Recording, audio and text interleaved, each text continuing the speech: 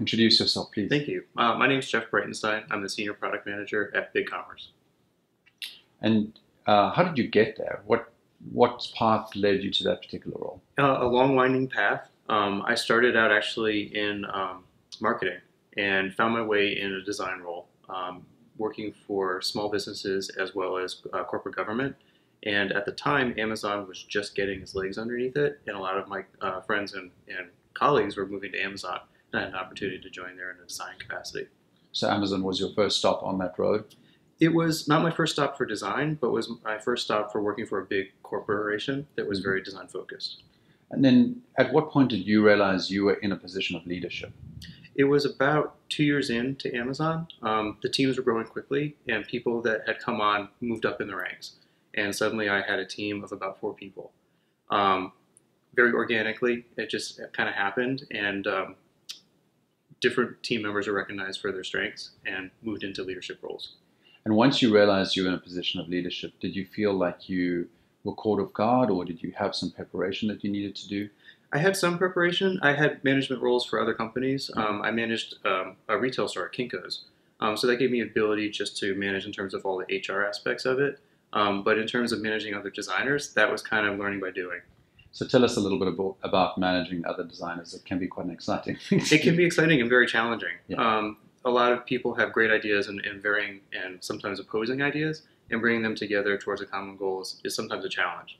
But I think recognizing people's strengths and really playing off them, they bring more to the table than you ever expected. And it also helps to inspire the other people on the team.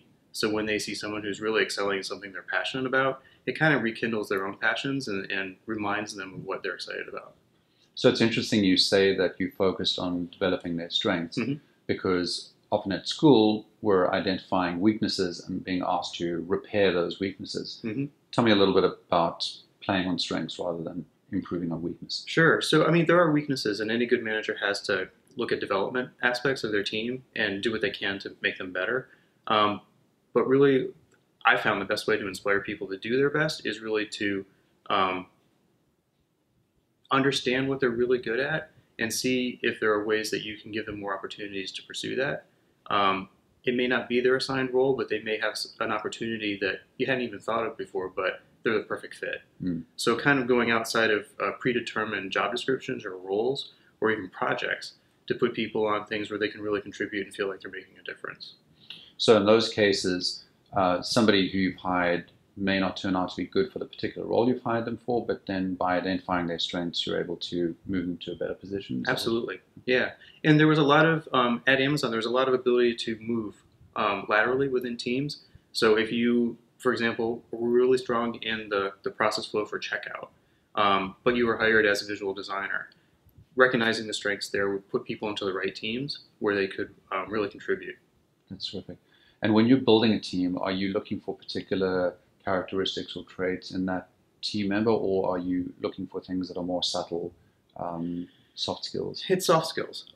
Team dynamics are really big, especially with fast-moving teams. If there's a member that's not perceived by the other people as either being a diva or not pulling their weight, it can really drag down the whole team. So making sure that the team dynamics really work, backed up by having the solid technical skills and the ability to do their job. Right. So those team dynamics are things that go well beyond the first interview. Can you explain maybe a little bit how you manage that on a day-to-day basis?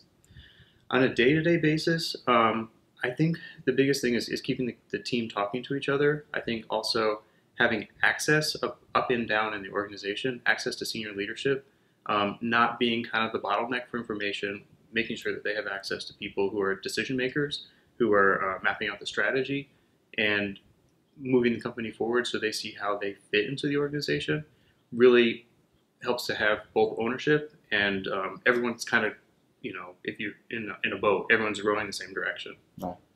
So communication is obviously clearly an important thing. Mm-hmm. Are there things that you do every day that are interesting or unique to your group that facilitate or make that communication better? So I'm heavily involved with a lot of engineering teams, and I've pulled in a lot of kind of the agile best practices from there.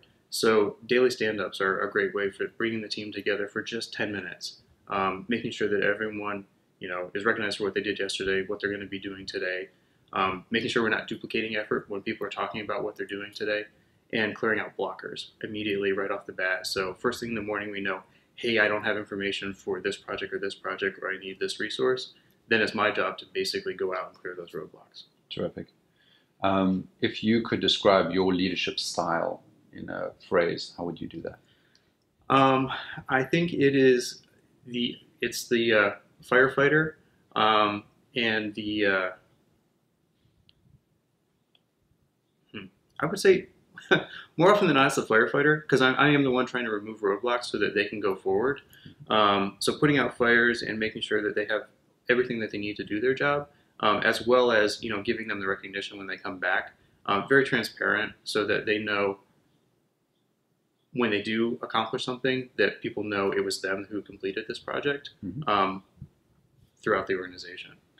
And let's flip that around. If somebody had to describe your leadership style, somebody on your team or somebody that's worked for you, what do you think they might say about you? Calm. It's kind of funny. I get peer feedback. That's one of the great things we do too is 360 feedback. So our peers and our managers also give us feedback. And I think they would say that I'm calm even when the house is burning down. I've got a path forward for them. Literally calm under fire. Calm under fire, yeah. Okay. So in your organization, is there a particular way to develop leadership in the digital design space? My company's pretty small, so there is an opportunity in the current company that I'm with. But at Amazon, they had a very strong mentorship program. So you could work with a mentor that maybe wasn't in design, but was ahead of product development or head of marketing or engineering, and draw on their strengths. I think you can learn a lot from other industries and other parts of organizations that maybe aren't necessarily design, but by broadening your horizon and just the people that influence you, you learn a lot from them as well. Do you have mentors or advisors that you reach out to beyond your organization? Absolutely. And those are peers, or how did you find those relationships? Some are peers. Some are prior managers that I'm still in touch with. I've been fortunate to have great relationships with my managers, and our relationships have continued beyond the job. And would you advise young potential leaders to go out and pursue those kind of relationships? Absolutely. I think it's really important for anyone to ask for a mentorship. I think there's a lot of hesitancy of, I'm asking the senior person to be my mentor, and what are they going to think? Most often they're delighted. So I would highly encourage people to go after a mentorship. Good. So you've had a bit of a career now. Mm-hmm. Are there mistakes or things that you've learned along the way that have punctuated that role? I think one of the biggest mistakes that I've learned from is not taking action to course correct soon enough. Thinking, oh, it'll get better. Long bleeding process instead of just nipping it off, and being quick to act. I think it has better results, and people really appreciate it, that you are seen as being decisive and taking action.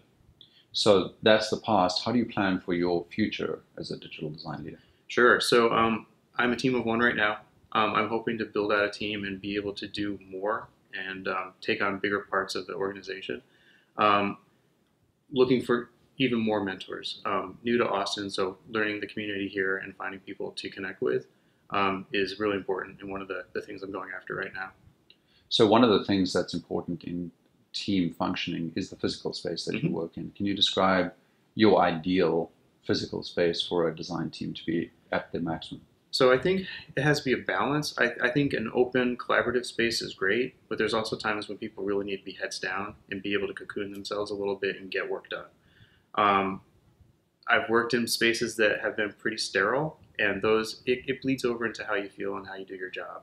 So the place I'm working in now is very colorful. It's open. There's a lot of light. We invited local artists to come in and do graffiti art on the walls. So it's graffiti art that depicts the core values of the company. So it's bright and it's colorful and vibrant, but it's also reinforcing what the company is all about.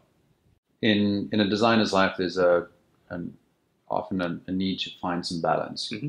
How do you find balance, and how do you think that others in your team might find that balance? Gotcha. So I think it's important for designers to have creative outlets outside of just design, whether it's painting or playing music. I garden and really enjoy doing that.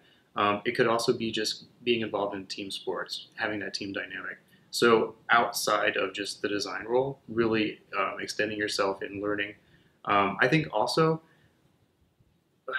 I think people need to look up from their phones an awful lot because there's a lot going around you that we miss because we're so trying to be efficient.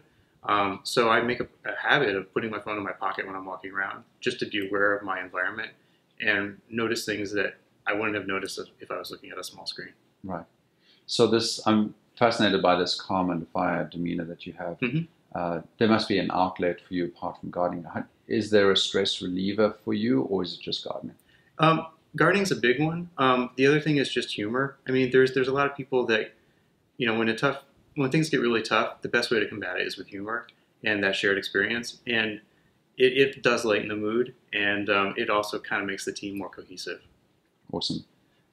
Looking to your role and the people that will be coming through the ranks to fulfill similar positions, do you have advice to young leaders that are coming up? Things to take note of? Absolutely. Definitely mentorship. I can't stress that more highly. Both being a mentor to someone as well as being mentored by someone. I think that's super important. I think as you help teach someone else, you also learn a lot. Just in how to convey messages and make stuff stick. I think that's a big challenge of designers. Like, how am I going to reach my audience? And if you start with just trying to reach one person, it's a great practice. Awesome. Also, it's a chance to give back. I think that's super important to share what you've learned and messages and lessons that you've learned from your mentors, as well as yourself, your own experience, and sharing that with other folks.